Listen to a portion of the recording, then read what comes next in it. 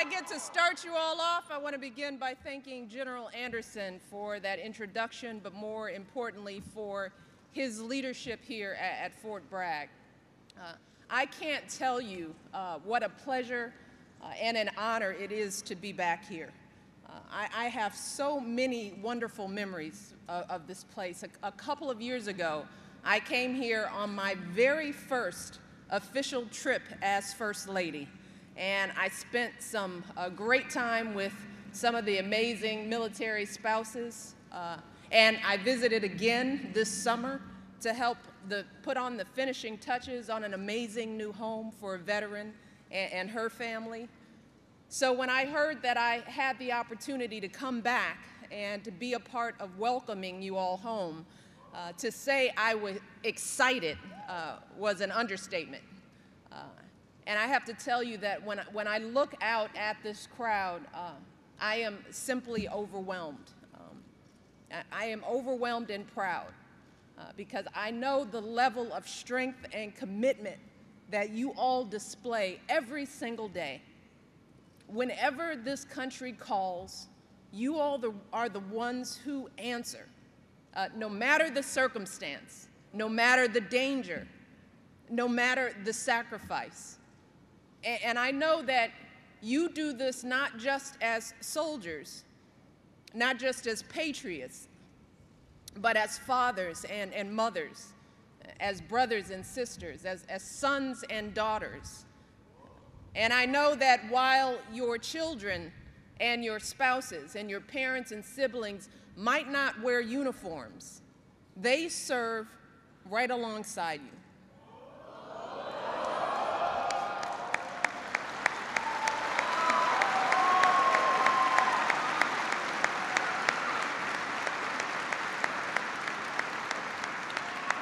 I know that your sacrifice is their sacrifice too. So when I think of all that you do and all that your families do, I am so proud and so grateful, but more importantly, I'm inspired. But like so many Americans, I never feel like I can fully convey just how thankful I am, because words just don't seem to be enough. And that's why I've been working so hard along with Jill Biden on a campaign that we call Joining Forces. It's a campaign that we hope goes beyond words. It's a campaign that is about action. It's about rallying all Americans to give you the honor, the appreciation, and the support that you have all earned. And I don't have to tell you that this hasn't been a difficult campaign. We haven't had to do much convincing because Americans have been lining up to show their appreciation for you and your families in very concrete and meaningful ways. Businesses are hiring tens of thousands of veterans and military spouses. Schools all across the country and PTAs are reaching out to our military children. And individuals are serving their neighbors and their communities all over this country in your honor. So I want you to know that this nation's support doesn't end as this war ends, not by a long shot. We're going to keep on doing this. We have so much more work to do. We're going to keep finding new ways to serve all of you as well as you have served us. And the man leading the way is standing right here.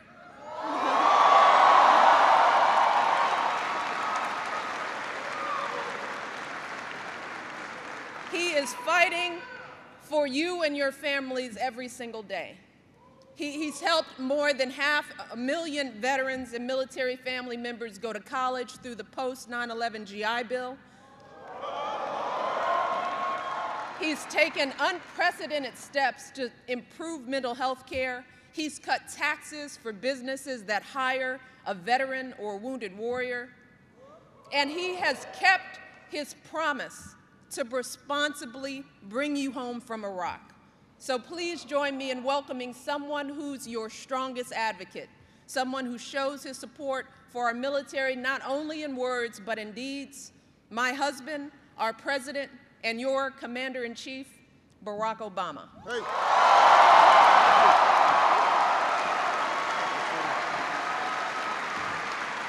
Hello, everybody.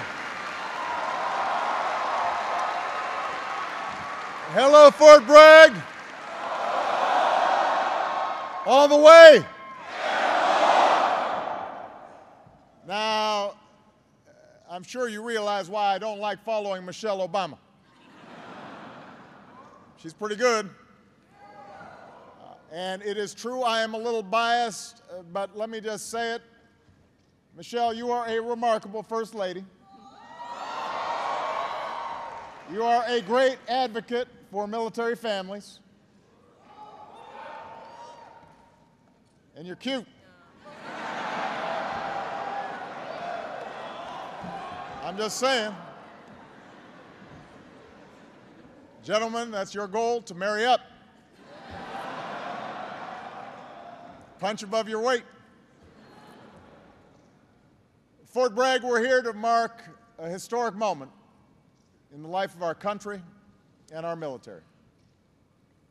For nearly 9 years, our nation has been at war in Iraq.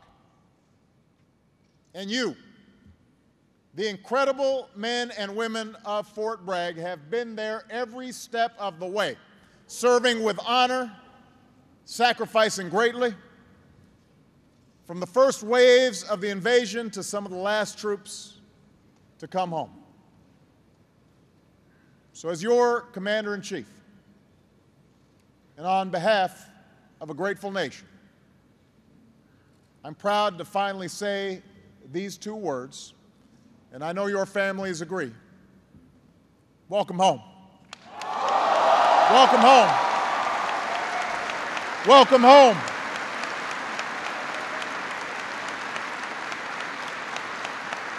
Welcome home. It is great to be here at Fort Bragg, home of the Airborne and Special Operations Forces. I want to thank General Anderson and all your outstanding leaders for welcoming us here today, including General Dave Rodriguez, General John Mulholland.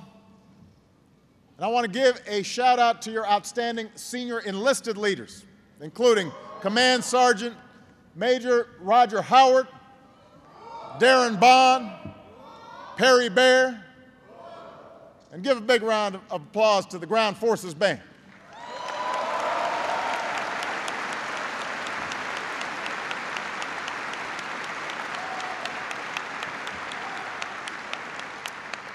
We've got a lot of folks in the house today. We've got the 18th Airborne Corps, the Sky Dragons. We've got the legendary, all-American 82nd Airborne Division.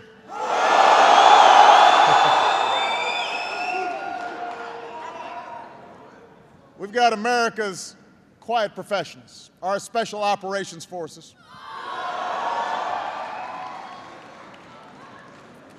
From Pope Field, we've got Air Force.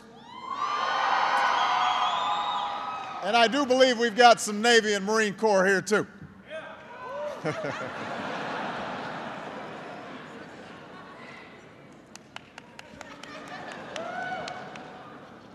And though they're not here with us today, we send our thoughts and prayers to General Helmick, Sergeant Major Rice, and all the folks from the 18th Airborne and Bragg who are bringing our troops back from Iraq.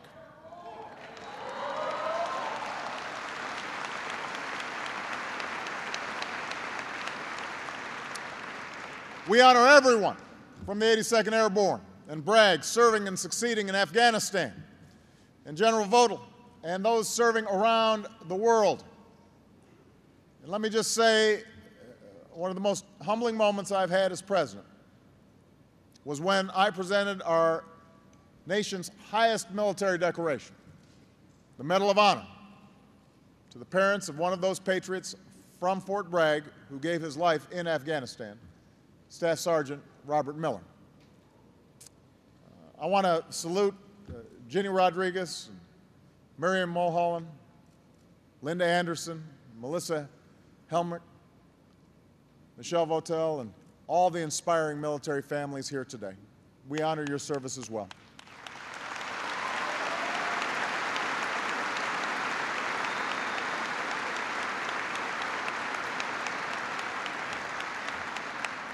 And finally, I want to acknowledge your neighbors and friends who helped keep this outstanding operation going, all who helped to keep you Army strong. And that includes Representatives Mike McIntyre and Dave Price and Heath Schuler and Governor Bev Perdue. I know Bev is so proud to have done so much for our military family, so give them a big round of applause.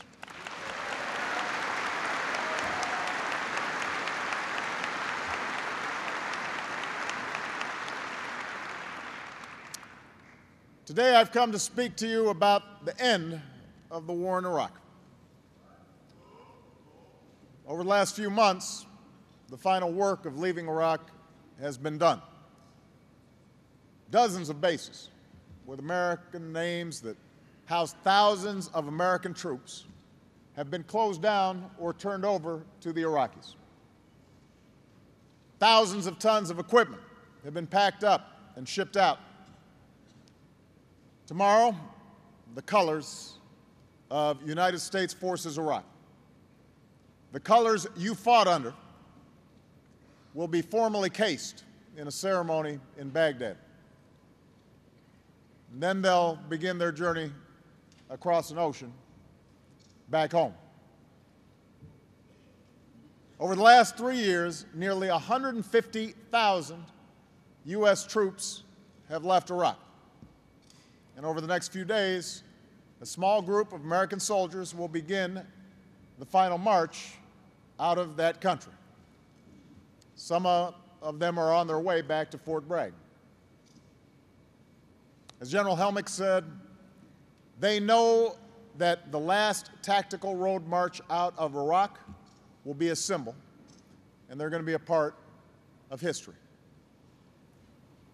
As your Commander-in-Chief, I can tell you that it will indeed be a part of history.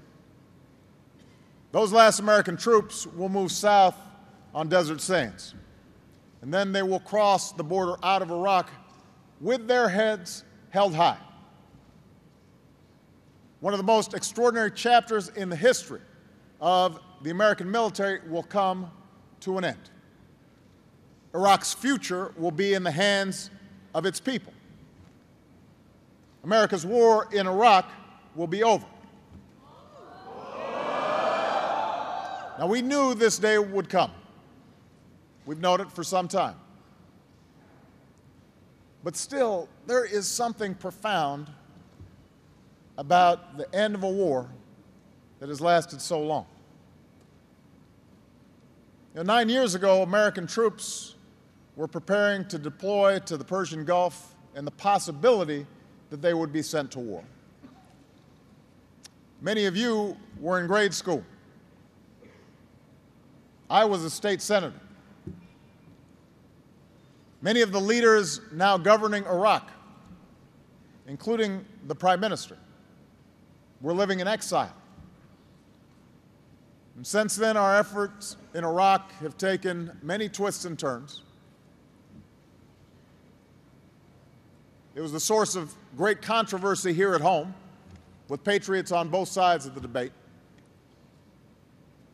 But there was one constant. There was one constant: your patriotism, your commitment to fulfill your mission, your abiding commitment to one another. That was constant. That did not change. That did not waver. It's harder to end a war than begin one.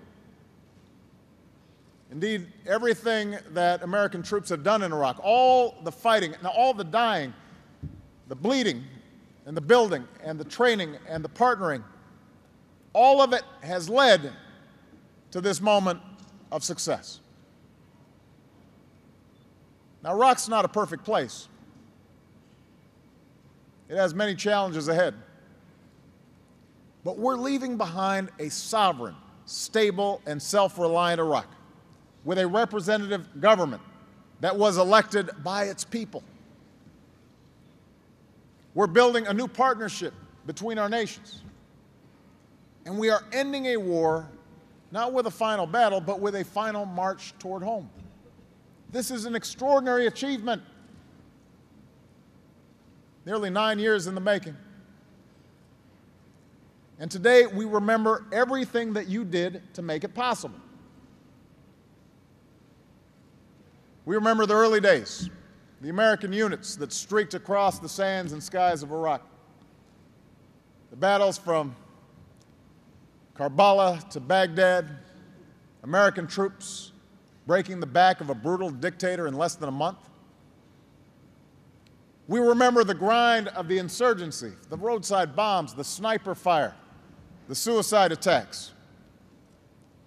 From the Triangle of Death to the fight for Ramadi, from Mosul in the north to Basra in the south, your will proved stronger than the terror of those who tried to break it. We remember the specter of sectarian violence, Al-Qaeda's attacks on mosques and pilgrims, militias that carried out campaigns of intimidation and campaigns of assassination. And in the face of ancient divisions, you stood firm to help those Iraqis who put their faith in the future. We remember the surge and we remember the awakening, when the abyss of chaos turned toward the promise of reconciliation. And by battling and building block by block in Baghdad, by bringing tribes into the fold and partnering with the Iraqi army and police, you helped turn the tide toward peace. And we remember the end of our combat mission and the emergence of a new dawn, the precision of our efforts against Al-Qaeda in Iraq, the professionalism of the training of Iraqi security forces, and the steady drawdown of our forces. In handing over responsibility to the Iraqis, you preserved the gains of the last 4 years and made this day possible. Just last month, some of you, members of the Falcon Brigade, turned over the Anbar Operations Center to the Iraqis in the type of ceremony that has become commonplace over these last several months. In an area that was once the heart of the insurgency, a combination of fighting and training, politics and partnership brought the promise of peace. And here's what the local Iraqi deputy governor said: "This is all because of the U.S. forces' hard work and sacrifice." That's in the words of an Iraqi. Hard work and sacrifice. Those words only begin to describe the costs of this war and the courage of the men and women who fought it. We know too well the heavy costs of this war. More than 1.5 million Americans have served in Iraq. 1.5 million. Over 30,000 Americans have been wounded. And those are only the wounds that show. Nearly 4,500 Americans made the ultimate sacrifice, including 202 fallen heroes from here at Fort Bragg. 202. So today we pause to say a prayer for all those families who've lost their loved ones. For they are part of our broader American family. We grieve with them. We also know that these numbers don't tell the full story of the Iraq War. Not even close. Our civilians have represented our country with skill and bravery. Our troops have served tour after tour of duty with precious little dwell time in between. Our Guard and Reserve units stepped up with unprecedented service. You've endured dangerous foot patrols, and you've endured the pain of seeing your friends and comrades fall.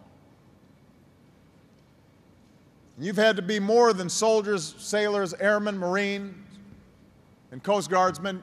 You've also had to be diplomats and development workers and trainers and peacemakers.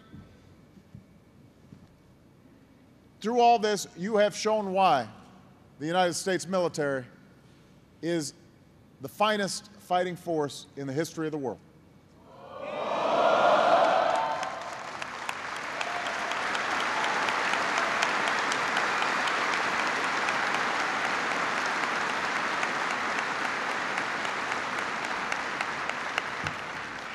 As Michelle mentioned, we also know that the burden of war is borne by your families.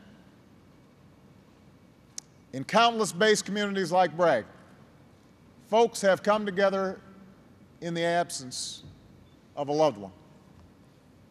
As the mayor of Fayetteville put it, war is not a political word here. War is where our friends and neighbors go. So there have been missed birthday parties and graduations. There are bills to pay and jobs that have to be juggled while picking up the kids.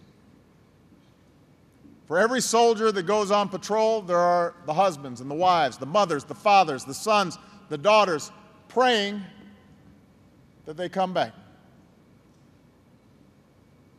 So today, as we mark the end of the war, let us acknowledge, let us give a heartfelt round of applause for every military family that has carried that load over the last 9 years. You too have the thanks of a grateful nation.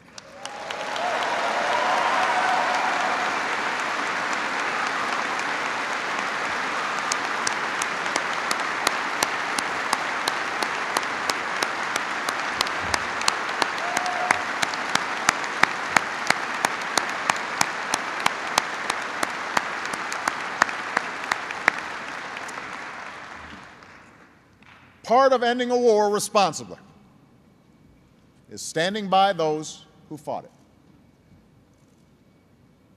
It's not enough to honor you with words. Words are cheap. We must do it with deeds. You stood up for America. America needs to stand up for you. That's why, as your Commander-in-Chief, I am committed to making sure that you get the care and the benefits and the opportunities that you've earned. For those of you who remain in uniform, we will do whatever it takes to ensure the health of our force, including your families. We will keep faith with you. We will help our wounded warriors heal. And we will stand by those who've suffered the unseen wounds of war. And make no mistake, as we go forward as a nation, we are going to keep America's armed forces the strongest fighting force the world has ever seen. That will not stop.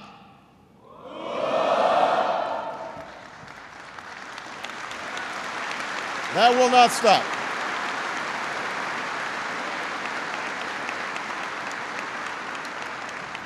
But our commitment doesn't end when you take off the uniform. You're the finest that our nation has to offer. And after years of rebuilding Iraq, we want to enlist our veterans in the work of rebuilding America. And that's why we're committed to doing everything we can to extend more opportunities to those who have served. That includes the post-9/11 GI Bill, so that you and your families can get the education that allows you to live out your dreams. That includes a national effort to put our veterans to work. We've worked with Congress to pass a tax credit so that companies have the incentive to hire vets. And Michelle has worked with the private sector to get commitments to create 100,000 jobs for those who've served. And by the way, we're doing this not just because it's the right thing to do by you. We're doing it because it's the right thing to do for America. Folks like my grandfather came back from World War II to form the backbone of this country's middle class. for our post 9/11 veterans, with your skill, with your discipline, with your leadership, I am confident that the story of your service to America is just beginning. But there's something else that we owe you. As Americans, we have a responsibility to learn from your service. I'm thinking of an example, Lieutenant Alvin Schell, who was based here at Fort Bragg. A few years ago, on a supply route outside Baghdad, he and his team were engulfed by flames from an RPG attack. Covered with gasoline, he ran into the fire to help his fellow soldiers and then led them 2 miles back to Camp Victory, where he finally collapsed, covered with burns. When they told him he was a hero, Alvin disagreed. "I'm not a hero," he said. "A hero is a sandwich. I'm a paratrooper."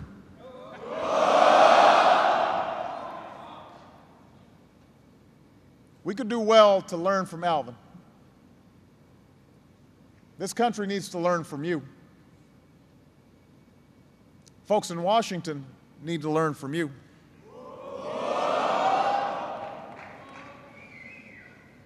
Policymakers and historians will continue to analyze the strategic lessons of Iraq. That's important to do. Our commanders will incorporate the hard-won lessons into future military campaigns. That's important to do. But the most important lesson that we can take from you is not about military strategy. It's a lesson about our national character.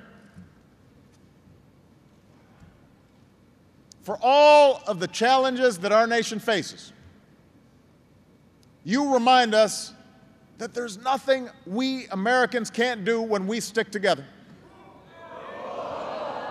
For all the disagreements that we face, you remind us there's something bigger than our differences, something that makes us one nation and one people, regardless of color, regardless of creed, regardless of what part of the country we come from, regardless of what backgrounds we come out of. You remind us we're one nation. And that's why the United States military is the most respected institution in our land, because you never forget that. You can't afford to forget it. If you forget it, somebody dies. If you forget it, a mission fails. So you don't forget it. You have each other's backs.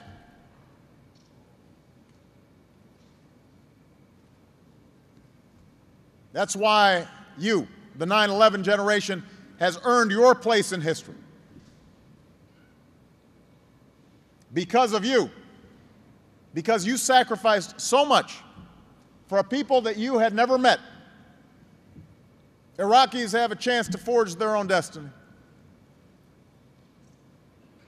That's part of what makes us special as Americans.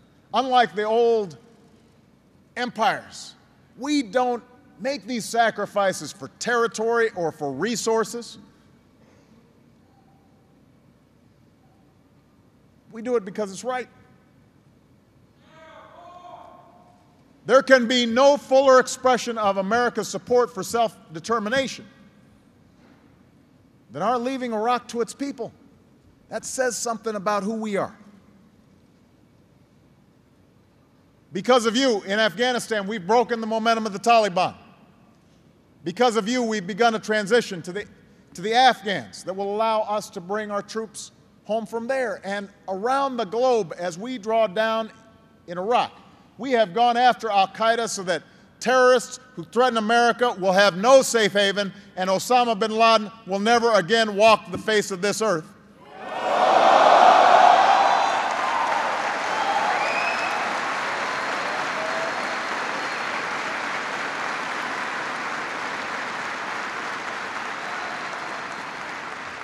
So here's what I want you to know, and here's what I want all our men and women in uniform to know.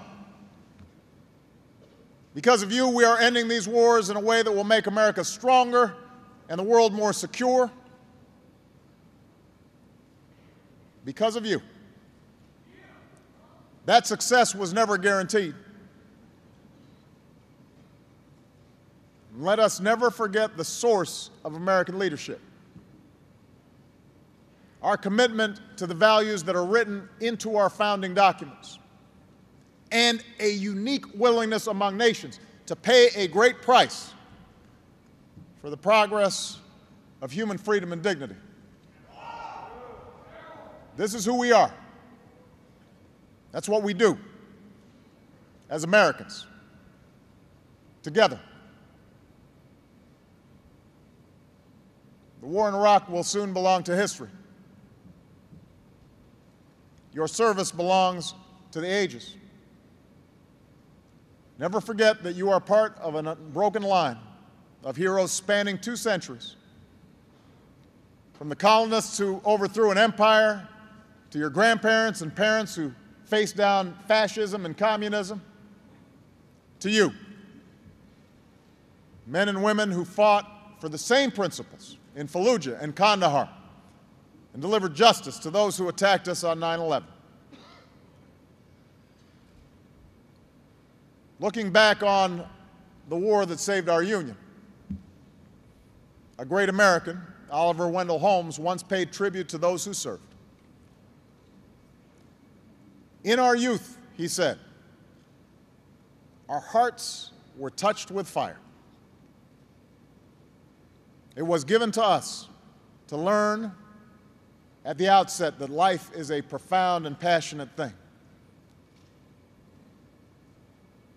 All of you here today have lived through the fires of war. You will be remembered for it. You will be honored for it. Always. You have done something profound with your lives. When this nation went to war, you signed up to serve. When times were tough, you kept fighting. When there was no end in sight, you found light in the darkness. And years from now, your legacy will endure in the names of your fallen comrades etched on headstones at Arlington and the quiet memorials across our country. In the whispered words of admiration as you march in parades, and in the freedom of our children and our grandchildren. And in the quiet of night, you will recall that your heart was once touched by fire. You will know that you answered when your country called. You served a cause greater than yourselves. You helped forge a just and lasting peace with Iraq and among all nations. I could not be prouder of you, and America could not be prouder of you. God bless you all. God bless your families, and God bless the United States of America.